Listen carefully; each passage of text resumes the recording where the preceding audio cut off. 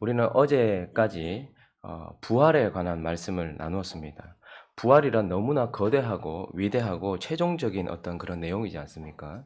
그래서 그 부활이라는 교훈 뒤에 이어지는 그 어떤 교훈도 사실은 매우 미미하게 보일 것이고 보잘것없어 보이겠지만, 그러나 오늘 우리에게 이어지고 있는 이 16장의 말씀을 자세히 살펴보면 부활만큼이나 거대하고 위대한 주제를 우리에게 다루고 있다라는 것을 살펴보게 됩니다.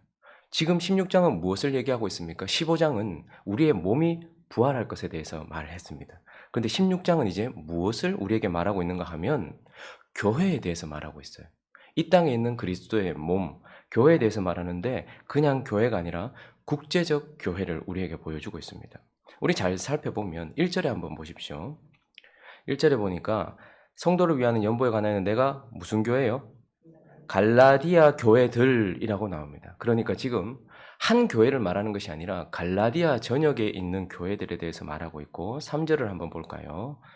그리고 또 어떤 교회가 나오는 거 하니까 3절은 보니까 저기 셋째 줄에 보니 너희의 은혜를 어디로요? 예루살렘, 그러니까 유대에 있는 교회가 또 등장하고 있습니다. 유대 지역에 있는 교회.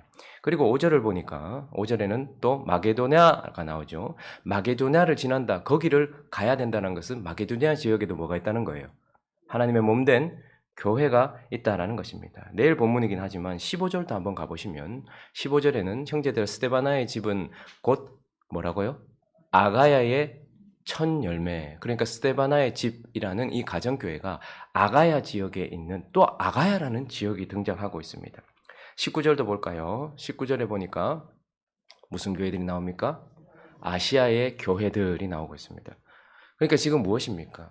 우리의 육적인 눈으로 보면 로마의 통치 영역이 미치지 않는 곳이 없는 로마 총독부가 전역 국제적으로 퍼져 있는 것처럼 보이지만, 자세히 살펴보면 로마의 영역이 퍼져 있는 곳 어디든 하나님 나라가 그곳에 임해 있다라는, 지금 바울은 국제적 교회에 대해서 우리에게 말하고 있고, 전역에 로마의 통치권이 있다라는 것이 아니라 하나님의 통치가 시작되었고 하나님의 통치의 영역이 이렇게 국제적으로 퍼져 있다, 이렇게 우리에게 말해주고 있으면서 16장은 그런 이 땅에 있는 그리스도의 몸된 교회에 흐르고 있는 생명과 같은 두 가지를 우리에게 보여주고 있습니다. 우리의 육체도 보면 산소가 우리 몸에 전력으로 퍼져야 되고, 피가, 그러니까 혈액순환이 전력으로 퍼져야지만 이 몸이 건강한 것처럼, 지금 이 국제적 교회 안에 퍼져 있는 두 가지 생명과 같은 것이 있는데, 그것이 무엇이냐면 첫 번째는 바로 오늘 다루고 있는 연보에 관한 거예요. 연보에 관한, 하나님께서 교회들 안에, 하나님의 교회들 안에 국제적으로 이 하나님의 연보가 흘러가고 있다는 것을 보여주고 있고, 또 하나는요, 말씀 사역자들을 통해서 무엇이 있다는 거예요? 말씀이 흘러가고 있다는 거예요. 그래서 이 땅에 있는 몸된 교회 안에 하나님께서 은혜로 주신 하나님의 연보가 흘러가고 있고, 또 그 안에는 하나님의 말씀이 흘러가고 있다, 사역자들을 통해서. 그래서 그 몸이 공유하고 있는 것을 우리에게 보여주고 있습니다. 자, 그러면 오늘 말씀은 이제 이 국제적 교회, 하나님의 교회 안에 연보와 말씀 사역자들을 어떻게 대하고 또 우리는 어떤 삶을 살아야 될지를 우리에게 가르쳐주고 있는데요. 첫 번째는 연보에 대해서입니다. 연보에 대해서 먼저 이 연보의 의미를 좀 살펴볼 필요가 있겠죠. 연보의 연보의 의미가 무엇인가? 우리 3절 한번 읽어볼까요? 3절 있습니다. 시작. 내가 이를 때에 너희가 인정한 사람에게 편지를 주어 너희의 은혜를 예루살렘으로 가지고 가게 하리니. 자, 연보라는 것의 첫 번째 의미는 무엇이냐면, 연보를 그냥 연보다, 물질이다 이렇게 말하지 않고 너희의 은혜다라고 말하고 있습니다. 그러니까 헌금이란 결국 무엇입니까? 내가 하나님이 나와 함께 하시면서 내게 은혜를 주셨다라는, 보이지 않는 하나님과 그 하나님의 은혜를 내가 받았다라는 것을 증거하는 표현인 것입니다. 예배의 중요한 요소 중에 세 가지를 꼽으라고 한다면 찬양, 기도, 헌금입니다. 말씀은 당연한 것이고요. 그래서 하나님께서 말씀을 내려주시고 우리와 함께 하심으로 말미암아서 누군가가 하나님을 찬양하고 있다는 것은 하나님이 그에게 기쁨을 주셨다라는 의미입니다. 그냥 모세 시대에 금송아지 앞에서 뛰어놀던 그걸 찬양이라고 하지 않고 바울과 신라처럼 얻어맞았음에도 불구하고 감옥에 갇혔음에도 불구하고 찬양이 터져 나왔다 하는 것은 무엇입니까? 하나님이 그들에게 진정한 하늘의 기쁨을 주셨다라는 의미입니다. 기도는요. 기도는 하나님이 그에게 하나님의 뜻을 계시해 주셨다라는 증거입니다. 하나님이 그에게 말씀을 그래서 기도는 언제나 말씀 뒤에 오는 거예요. 여기서 말하는 기도도 자기 혼자 하고 싶은 대로 막 이야기하면서 하나님께 자기 소원 아뢰는 것이 아니고요. 하나님이 하나님의 소원이 무엇인지 그리고 하나님의 뜻이 무엇인지를 가르쳐 준 그 말씀 뒤에 이어지는 진정한 기도를 말하는 것입니다. 그래서 누군가가 하나님께 기도를 드리고 있다는 것은 하나님이 그에게 하나님의 뜻을 하나님의 소원을 계시해 주셨다라는 증거입니다. 그러면 연보는요. 연보는 하나님이 그와 함께 하시면서 그에게 은혜를 주셨다라는 증거입니다. 그러니 이런 것들이 없다. 기도가 없다라는 것은 저 사람이 제대로 된 기도를 하지 않는다는 것은 하나님이 저에게 하나님의 뜻을 계시하지 않고 있다는 증거고 그에게 찬양이 없다는 것은 하나님이 그에게 진정한 기쁨을 주시지 않았다라는 증거며 그가 연보가 없다라는 것은 그에게 하나님의 은혜가 없다라는 것의 증거인 것입니다. 그래서 연보의 의미는 먼저 하나님께서 은혜를 주셨다라는 것을 표현해내는 그래서 감사인 것이죠. 또 그것만이 아닙니다. 단순히 헌금은 그런 식으로만 표현되지 않고 3절에 아까 읽었는데 너희의 은혜를 어디로 가지고 간다라고 말하고 있습니까? 예루살렘. 지금 예루살렘 교회는 물질적으로 육적으로 보면 상당히 가난했습니다. 예루살렘 교회 안에는 상당히 가난했어요. 그러나 지금 어떤 의미가 있는 것입니까? 이방 교회들이 예루살렘 교회로 말미암아서 이 모교회라고 할 수 있는 예루살렘 교회로 말미암아서 이방의 교회들이 생겨났어요. 근데 이방에는 물질이 좀 있습니다. 그런데 지금 극심한 가뭄에 그리고 여러 가지 가난한 성도들만 모여 있는 그 당시 예루살렘은 이제 거의 쓰러져가는 도시였단 말입니다. 그러니까 거기에 있는 가난한 형제들에게 물질을 나눠주고 있는 거예요. 하나님께 드린 물질을 하나님은 그 가난한 자들에게 보내주고 있는 것이죠. 그래서 연보란 하나님의 뜻대로 하나님이 부욕해 하시기 위하여 흘려보내는 그 무엇인 것입니다. 그러면 사역자들이 성도들이 하나님께 드리는 헌금으로 살죠. 왜 그렇습니까? 성도들은 영적으로 가난했습니다. 그런데 말씀 사역자의 말씀을 통하여 영적인 부요함을 누렸어요. 그 대신에 하나님은 또 어떻게 하십니까? 성도들의 물질을 가지고 말씀 사역자를 세워주는 것입니다.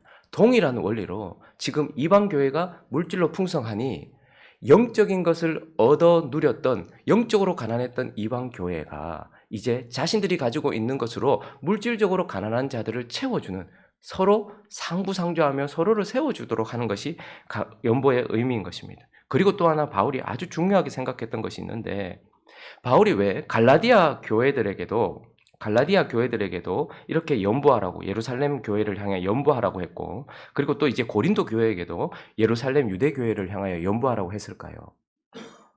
그것은 바로 이 연보를 통하여서 예루살렘 교회와 이방 교회가 하나다라는 것을 증명하는 수단이기도 했습니다. 바울에게 있어서 유대인들은 이방인들을 개처럼 여겼고 유대인들은 하나님의 백성일 수가 없다라고 생각했어요. 그런데 유대 교회의 성도나 이방인의 성도나 하나님의 성도로서 우리가 다 하나다라는 것을 증명하는 것이 그것이 바로 연보의 의미였기 때문에 바울은 연보를 해야 된다라고 말했습니다.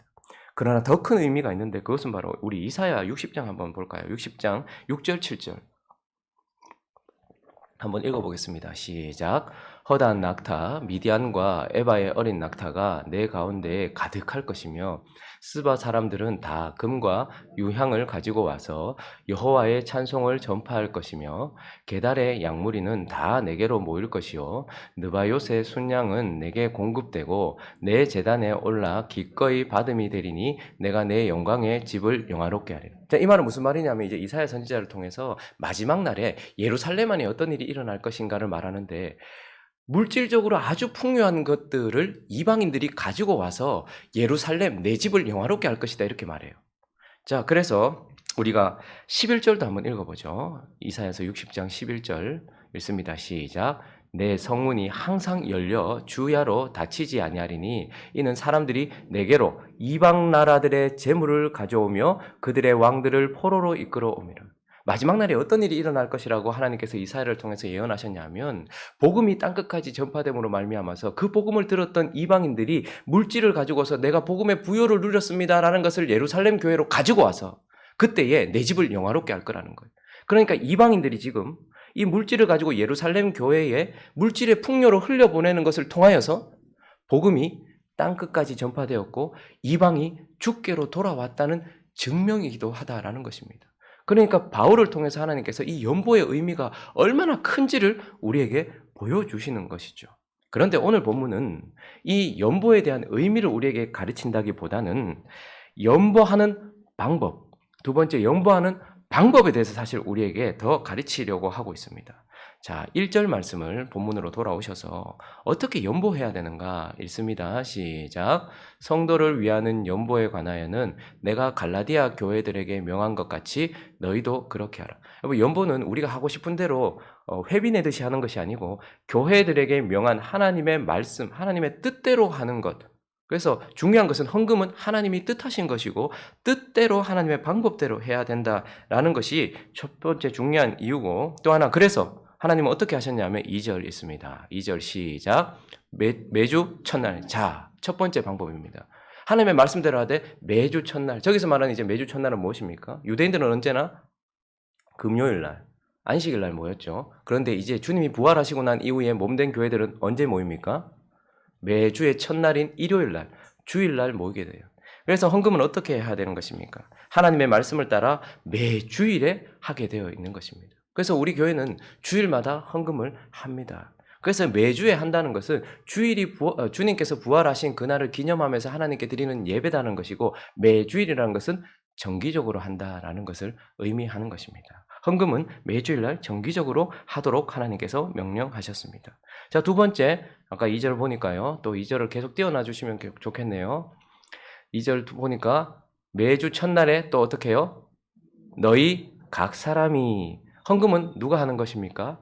은혜를 받은 누구나가 다 각각 해야 되는 것입니다. 물질이 풍요한 사람들이 하는 것이 아니고, 또 특별한 책임을 가지고 있는 사람들이 하는 것이 아니라 그 교회의 일원으로서 하나님의 은혜가 흘러갔고 하나님의 은혜가 지금 함께하고 있는 모든 각 사람이 헌금을 하는 것입니다. 그래서 우리 교회는 주하도 헌금을 하고 윤하도 헌금을 하고 예하도 헌금을 하는 것입니다. 그리고 또 하나 중요한 것이 무엇입니까? 각 사람이 어떻게 하는 거예요? 뭐에 따라? 이전 성경 버전에는 그 일을 따라 이렇게 합니다. 그러니까 헌금은 크고 적음은 하나님이 결정하시는 거예요. 우리 육신적으로의 눈으로 보면 11조를 100만 원 하시는 분과 11조를 10만 원 하시는 분의 차이가 엄청 커 보이겠지만, 그러나 주님께서 우리가 오늘 아까 찬양했던 찬송가 50장도 찬송가에 좋은 것은 말씀 뒤에 나오는 그 말씀을 가지고서 찬양하는 것이죠. 그 생활비의 전부를 드린 그 말씀을 가지고서 만든 찬송가 50장 아닙니까? 그런데 주님은 헌금 양이 많은 사람 보고 많이 했다라고 말하지 않고 두렙돈 전부를 드린 사람이 많다라고 얘기하는 것이죠. 그러니까 헌금은 무엇입니까? 각 사람이 자기에게 주신 물질의 분량에 따라서 하는 것입니다. 그래서 우리가 저 사람은 헌금을 많이 하네, 저 사람은 적게 하네, 이렇게 함부로 말할 수 있는 것이 아닙니다. 그 사람에게 있어서도 10분의 1이에요. 똑같은 양을 우리는 하나님께 드리고 있는 것입니다. 감사도 마찬가지입니다. 그가 가지고 있는 물질에 어떤 사람은 감사헌금을 매주 50만 원 하시는 분이 있어요. 근데 어떤 사람은 감사헌금을 3만 원, 10,000원 하시는 분도 있습니다. 근데 50만 원은 크고 10,000원은 적은 거 아니요. 그 사람의 물질의 분량에서 10,000원인 것이고 물질의 분량에서 50만 원인 것입니다. 11조도 마찬가지입니다. 100만 원이고 10만 원이에요. 그런데 똑같이 자기에게 주신 물질의 양의 10분의 1이기 때문에 100만 원을 한 사람이든 10만 원을 한 사람이든 제대로 했다면 똑같은 양을 하나님께 드린 겁니다. 그러니까 연보는 어떻게 해야 된다는 것입니까? 자기에게 주신 물질의 분량을 따라서 하나님께 각 사람이 드리는 것입니다. 그리고 2절 보니까 내가 갈 때에 연보를 하지 않게 하라. 이 말은 무슨 말입니까? 항상 은혜를 생각하며 매주일에 정기적으로 드림으로 말미암아 준비해서 드리라는 거예요. 예전에 제 모교에도 그런 분이 있었어요. 헌금이 빳빳해요. 그러니까 다림질을 한 거예요. 그리고 헌금은 언제나 새 돈이었습니다. 꼭 그렇게 하라는 말이 아니라 무엇을 의미하는 것일까요? 이 돈은 다른 돈과 구별되었다. 근데 특별히 뭐예요? 내가 준비해서 드리는 거다. 그래서 언제나 연보는 성경책에 있었습니다. 그래서 돈을 훔치려고 우리 어릴 때 보면 이렇게 엄마 돈이나 저는 안 모태기 때문에 그런 일이 없었는데 보통 모태신앙 자녀들이 돈을 어디서 훔칩니까? 아주 거룩한 성경책 안에서 훔쳤습니다. 왜냐하면 성경 안에는 부모님이 두신 거룩한 물질이 구별되어 있었기 때문이죠. 예물을 어떻게 드리는 것입니까? 언제나 구별하여 드리는 것입니다. 와서 1,000원짜리, 10,000원짜리 쩍쩍 해가지고 이렇게 집어넣는 것이 아니고 한 주 동안 하나님께서 주신 은혜를 생각하면서 준비하여 하나님께 드리는 것, 그것이 바로 연보의 방법입니다. 그리고 오늘 본문은 이 연보를 어떻게 해야 되는가에 대한 말씀뿐만 아니라 연보의 사용, 연보를 어떻게 사용해야 하는가도 우리에게 가르쳐주고 있는데요. 3절 말씀 한번 읽어볼까요? 3절 시작. 내가 이럴 때에 너희가 인정한 사람에게 편지를 주어 너희의 은혜를 예루살렘으로 가지고 가게 하라. 내가 이럴 때에, 자, 헌금을 누구를 통해서 집행하게 하는가, 누구를 통해서 사용하게 하는가 보니까 누가 사용합니까? 하나님께 드린 예물이 뭐였습니다. 그리고 누가? 너희가 인정한 사람. 여기서 인정한다는 것은 무엇입니까? 돈을 잘 계산하는 사람이 아니라 믿음이 충만하고 거룩하며 하나님의 뜻대로 이 물질을 사용하기 위해 준비된 사람을 말하는 것입니다. 그래서 각 교회마다 재정부를 세워놓고 그 재정부를 통해서 흘려보내요. 교회가 참 중요하게 세워야 될 사람 중에 하나는 말씀 사역자입니다. 말씀이 흐트러지면 안 돼요. 그것만큼 또 중요한 것이 무엇입니까? 재정부예요. 재정부. 그래서 물질이, 이 하나님께 드려진 물질이 바르게 쓰이기 위하여서 분명히 어떻습니까? 하나님께서 세우셨고, 그리고 그런 하나님이 세웠다라는 것을 너희가 보고 인정된 사람을 통하여서 물질이 흘러가도록 하고, 그 책임을 누가 맡게 하는 겁니까? 그 사람이 맡는 거예요. 4절에 한번 보시면요, 바울이 이렇게 얘기하고 있습니다. 4절요, 시작. 만일 나도 가는 것이 합당하면 그들이 나와 함께 가리. 자, 사실 사도행전을 보면 결국 이 고린도 갈라디아 교회들과 고린도 교회 그리고 여러 이방 교회에서 모아진 헌금을 가지고 갈 때 바울도 거기 함께 있었습니다. 그러나 그 집행이 은혜의 말씀을 맡은 바울을 통해서 집행된 것이 아니고 은혜의 물질을 맡은 너희들이 인정한 사람을 통해서 이 물질이 흘러가는 거예요. 그렇기 때문에 중요한 것은 무엇입니까? 연보가 또 어디로 흘러갔습니까? 예루살렘. 그래서 중요한 것은 이 연보가 제대로 하나님께 모여지는 것도 중요하지만 이것이 제대로 쓰여져야 되는 거예요. 하나님의 물질이 풍성하게 모였는데 예루살렘이 아닌, 하나님이 뜻한 곳이 아닌 다른 곳으로 흘러가거나 개인이 유용하거나 아니면 스스로가 생각하는 잘못된 곳으로 가게 되는 책임이 누구에게 있는 거예요, 사실은? 재정부에게 있는 겁니다. 그렇기 때문에 교회가 은혜가 되려고 하면, 교회가 제대로 서려고 하면 말씀이 제대로 서 있어야 될 뿐만 아니라 물질이 제대로 흘러가고 책임감 있게 흘러가야 되는 거예요. 그것이 중요하다라고 말하고 있습니다. 그래서 이 물질이 쓰이는데 바울이 지금 왜 이렇게까지 2절이나 사용해가면서 연보의 사용에 대한 중요한 이야기를 할까요? 주의하라는 거예요. 연보의 사용은 주의해서 사용하라는 겁니다. 대충 정해서 이쪽으로 흘려보내고 저쪽으로 흘려보내고 이거 이렇게 쓰고 저거 저렇게 쓰는 것이 아니라 너희들이 인정한 사람을 통하여서 이 물질이 합당하게 예루살렘으로 가는 것이 맞는가 아닌가를 살펴보고서 물질을 흘려보내야 된다는 말이죠. 왜냐하면 대부분의 교회 사역들이 물질을 통하여서 이루어지기 때문에 그렇습니다. 그러니 연보에 대해서 어떻게 해야 될지 국제적인 그리스도의 몸된 교회 안에 흘러가고 있는 첫 번째 영역인 이 연보에 대해서 우리에게 말씀하고 있는 것이죠. 이제 두 번째 부분인데요. 바로 말씀 사역자에 대해서 말하고 있습니다. 국제적인 교회 안에 하나님께 받은 은혜를 표현하는 감사인 연보가 흘러갈 뿐만 아니라 뭐가 흐르고 있습니까? 교회는 하나입니다. 그래서 말씀 사역자들이 한 교회의 목회자다 이렇게 말하기보다는 지금 5절에는 내가라고 말하는 바울이 등장하고 있고 10절에는 디모데라는 사역자가 등장하고 있고 12절에는 형제 아볼로라는 사람이 등장하고 있어요. 근데 이들은 한 사람의 사람이라기보다는 결국 말씀을 흘려보내는 통로인 것입니다. 그런데 이것을 어떻게 하고 있습니까? 교회들이 공유하고 있는 것입니다.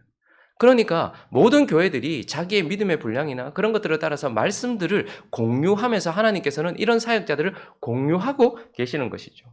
그래서 국제적인 교회 안에는 물질과 함께 말씀 사역자를 통한 하나님의 말씀이 공유되고 있었는데 그 말씀 사역자들을 어떻게 대해야 되는가? 그 첫 번째는 바로 그 말씀 사역자들을 따뜻하게 대해야 된다라고 말하고 있습니다. 여러분, 사람을 대한다고 생각하지 마시고 말씀 사역자를 대하는 태도는 말씀을 대하는 태도와 같습니다. 그래서 따뜻하게 대하라고 말하고 있습니다. 5절 한번 볼까요? 내가 마게도나를 지날 터이니 마게도나를 지난 후에 너희에게 간다라고 말합니다. 6절, 7절 있습니다. 시작. 혹 너희와 함께 머물며 겨울을 지낼 듯도 하니 이는 너희가 나를 내가 갈 곳으로 보내어 주게 하려 함이라. 이제는 지나는 길에 너희 보기를 원하지 아니하노니 이는 만일 주께서 허락하시면 얼마 동안 너희와 함께 머물기를 바랍니다. 먼저 첫 번째 사역자 바울이 지금 뭐라고 하는 거 아니까 내가 마게도나 교회 쪽으로 가야 되고 마게도나를 지나서 너희에게 가려고 한다. 그런데 그가 뭐라고 말합니까? 나는 너희에게 머물기를 원한다. 여러분, 하나님의 말씀은 우리 안에 머물기를 원해요. 바울도 내가 너희 안에 머물기를 원해요. 그러면서 6절을 다시 한번 보시면 너희와 함께 머물며 뭐를 지낼 듯도 하대요. 겨울을 지낼 듯도 하대요. 말씀을 우리 마음속에 겨울처럼 그렇게 지내보냈어야 되겠습니까? 하나님의 말씀을 우리 안에 차갑게 대해서야 되겠습니까? 바울은 내가 겨울을 따뜻하게 보내고 너희와 함께 머물러 있고 싶다라고 말해요. 그래서 사역자 바울을 어떻게 대하기를 원하는 것일까요? 그 사역자인 바울의 말씀을 어떻게 대하기를 원할까요? 따뜻하게 대하라라는 것입니다. 그렇게 대하라고 말하고 있습니다. 또 두 번째는요. 조심해서 대해라라고 우리에게 말하고 있습니다. 말씀 사역자를 조심해서 대해라. 말씀 사역자를 대하는 태도는 말씀을 대하는 태도를 보여주고 있는데 10절 말씀 한번 읽어볼까요? 10절 시작. 디모데가 이르거든 너희는 조심하여 그를 두려움이 없이 너희 가운데 있게 하라. 이는 그도 나와 같이 주의 일을 힘쓰는 자.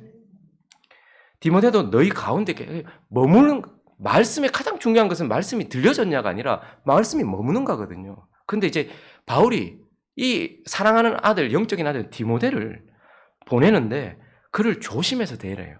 그래서 그가 두려움 없이 너희 가운데 있게 하라, 머물게 하라 이렇게 말하고 있습니다. 이 고린도 전서가 쓰여지고 고린도에 디모데가 도착했을 즈음에 디모데 목사님의 나이는 아마 한 20대 중반에서 후반 정도였을 것입니다. 그러니까 지금으로 말하면 어린 목사죠. 그리고 아직까지 디모데는 좀 영적으로나 혹은 이 기질적으로 좀 연약한 사람이었습니다. 바울은 아주 강질이었지만 디모데는 그런 사람이 아니었어요. 그래서 어떻게 하는 거예요? 바울이 가야 되는데 바울 대신 디모데를 보낸 거예요. 그러니까 어떻게 하라는 거예요? 그들을 조심해서 대해주라는 거예요. 상하지 않도록 조심해서 대하고 그가 두려움 없이. 디모데가 죽을까 봐 두려웠겠습니까? 말씀 사역자들의 특징 중에 하나는 교회 안에 이 말씀을 그냥 객관적으로 전하는데 혹 어떤 뭐 성도나 이런 사람들이 그걸 곡해하여서 들을까 봐 혹 내가 이 말을 했다가 혹시 오해하지는 않을까 자꾸 이런 생각들이 생기고 성도들이 자꾸 밀어내면 어떤 생각이 들까요? 굳이 내가 이런 말을 전해야 될까? 분란을 일으켜야 될까? 그래서 객관적인 말씀이 왜곡되기도 하고 빼지기도 하고 더해지기도 하게 되는 것이죠. 그래서 어떻게 하라는 거예요? 사역자를 조심해서 대해라. 물질을 조심해서 대해야 됩니다. 말씀도 조심해서 대해야 됩니다. 그 말씀을 들고 있는 사역자도 조심해서 대해야 됩니다. 제가 우리 교회는 목사가 저밖에 없으니까 이 말을 할 사람은 저밖에 없으니까 저것만 지 조심해서 대해란다. 그렇게 듣지 마십시오. 여러분들이 꼭 제 설교만 듣는 건 아니죠. 여러분들 주변에는 많은 사역자들이 있을 것입니다. 하나님이 지금 또 얼마나 많은 사역자들 통해서 믿음의 분량에 따라서 여러분들이 말씀 듣는 사역자들 또 있을 거예요. 그들을 조심해서 대해주라는 말입니다. 객관적인 하나님의 말씀을 그들도 따뜻하게 전할 수 있도록. 여러분 성도들이 차갑게 대하는데 말씀이 따뜻해. 물론 목회자는 그런 책임을 가져야 됩니다. 성도들이 찌른다고 같이 찌르면 됩니까? 성도들이 차갑다고 같이 차가우면 되겠습니까? 근데 사람인지라 사역자들도 그럴 수 있더라는 것이죠. 그러니까 조심해서 대해서 11절도 읽어봅니다. 시작. 11절. 그러므로 누구든지 그를 멸시하지 말고 평안히 보내어 내게로 오게 하라. 나는 그가 형제들과 함께 오기를 기다리노라. 평안히 있다가 멸시하지 말아라 라고 말하고 있는 것이죠. 자, 세 번째. 그리고 또 하나 사역자들을 어떻게 대해야 되는가? 바로 차별 없이 대해야 된다라고 말하고 있습니다. 자, 12절 마지막 절 한번 읽어볼까요? 시작. 형제 아볼로에 대하여는 그에게 형제들과 함께 너희에게 가라고 내가 많이 권하였으되 지금은 갈 뜻이 전혀 없으나 기회가 있으면 가리라. 그러면 고린도 교회는 지금 이 말씀을 통해서 본다면 누구를 기다리고 있었을까요? 누구의 말씀을 기다리고 있었을까요? 아볼로라는 사역자와 그를 통해 선포되는 말씀을 아마 기다리고 있었던 것 같아요. 그런데 그런 이 고린도 교회에 바울도 아니고 생각지도 않았던 디모데가 온 겁니다. 그 디모데 입장에서는 또 어떨까요? 그리고 성도들 입장에서도 또 어땠을까요? 그렇지만 뭐라고 말합니까? 아볼로를 형제라고 부르면서 디모데를 낮추지도 말고 아볼로를 높이지도 말아라. 그러면서 하나님은 바울을 통해서 아볼로를 원하는 고린도에 디모데라는 사역자와 디모데를 통해 선포되는 말씀을 보내심으로 그들을 세우기를 원하셨습니다.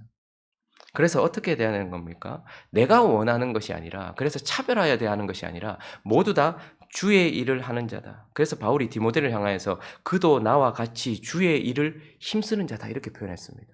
그렇기 때문에 누구를 통해서 전해지는 말씀이든 우리가 선택할 수 있다면 선택해도 되겠지만, 그러나 하나님이 지금 이 순간 내게 이런 사역자를 통하여 이런 말씀을 준다면 어떻게 해요? 차별 없이 받아들여서 내게 은혜가 되게 하라라는 것입니다. 이것은 사역자들의 유익을 위해서가 아니고 성도 자신의 유익을 위해서입니다. 성도 자신이 사역자를 어떻게 대하느냐에 따라서 말씀을 어떻게 받아들이느냐가 판가름 나기 때문에 그렇습니다. 그래서 사역자를 따뜻하게 대하는 자는 말씀도 따뜻하게 받아들여서 그 말씀이 머물게 되어 있어요. 만약에 따뜻하게 겨울을 지나지 않았다면 바울은 일찍 떠나버렸을 것입니다. 그를 두려움 가운데 주의하여 대하지 않으므로 디모데가 일찍 떠나버린다면 말씀도 그 가운데 사라져버릴 것 아니겠습니까? 그리고 하나님은 아볼로가 아니라 디모데를 통해서 말씀을 하시는데 그 디모데를 그냥 차별하여서 듣지 않는다면 말씀을 놓치게 되는 거예요. 그렇기 때문에 이렇게 해야 된다라고 말하고 있습니다. 말씀을 정리하겠습니다. 로마 전역, 그러니까 세계 전역에 펴져 있는 로마의 영향력이 보이십니까? 아니요. 주님은 그리스도의 몸된 교회가 세계 전역에 퍼져 있는 국제적인 교회를 우리에게 보여주시면서 그 교회 안에 흐르고 있는 생명과 같은 하나님께 드려져서 하나님이 은혜를 주셨다는 것을 표현한 연보가 땅끝까지 흘러가고 있고, 하나님이 내려주셔서 사역자를 통하여 말씀이 지금 교회 안에 충만하게 흐르고 있는 것을 보여주고 있습니다. 그래서 연보와 말씀은 그 교회의 건강성을 보여주는 지표입니다. 그래서 그 교회가 건강한가 아닌가는 물질이 제대로 흘러 들어오며 또 흘러가고 있는가, 우리 교회 안에만 머물러서도 안 돼요. 그래서 잘 흘러보내야 되고 잘 들어와야 돼요. 그것과 함께 말씀이 계속해서 공유되면서 함께 자라가고 있는가, 이게 교회의 건강성의 지표입니다. 또 하나는요, 나의 영적인 상태를 보여주는 지표이기도 한 것입니다. 내가 지금 하나님께 받은 은혜를 제대로 표현하면서 헌금을 하고 있는가? 이것은 하나님의 은혜가 지금 내게 머물고 있다는 영적인 상태를 보여주고 있고, 그렇지 않다면 이 사람은 은혜가 없는 사람이구나 라는 것을 보여주는 것이죠. 또 말씀이 이 사람 안에 머물러 있는가 아닌가를 보여주는 나의 영적인 지표이기도 합니다. 여러분, 단순히 헌금하란다, 사역자 잘 섬기란다 이렇게 듣지 마시고 연보하란다, 말씀을 머물게 하란다 이렇게 들으시면서 하나님 앞에 거룩한 삶 살아가면서 건강한 교회, 건강한 하나님의 사람 되어지기를 예수 그리스도 이름으로 축원합니다. 같이 한번 기도하겠습니다. 우리는 국제적인 기구들을 많이 봅니다. 그래서 세상의 권세들을 보지요. 그러나 이제 땅끝까지 교회가 없는 곳이 없을 만큼 그곳으로 물질이 흘러가고 있고, 단순한 물질이 아니라 연보가 흘러가고 있고 하나님의 말씀이 흘러가고 있는 것을 봅니다. 그분의 놀라운 은혜를 보면서 연보에 대하여 그리고 말씀에 대하여 우리 자신을 돌아보는 이 시간 될 수 있게 달라고, 또 이 사회를 놓고서 또 우리의 개인적인 기도 제목들을 가지고 함께 기도하며 나갑니다. 기도하겠습니다.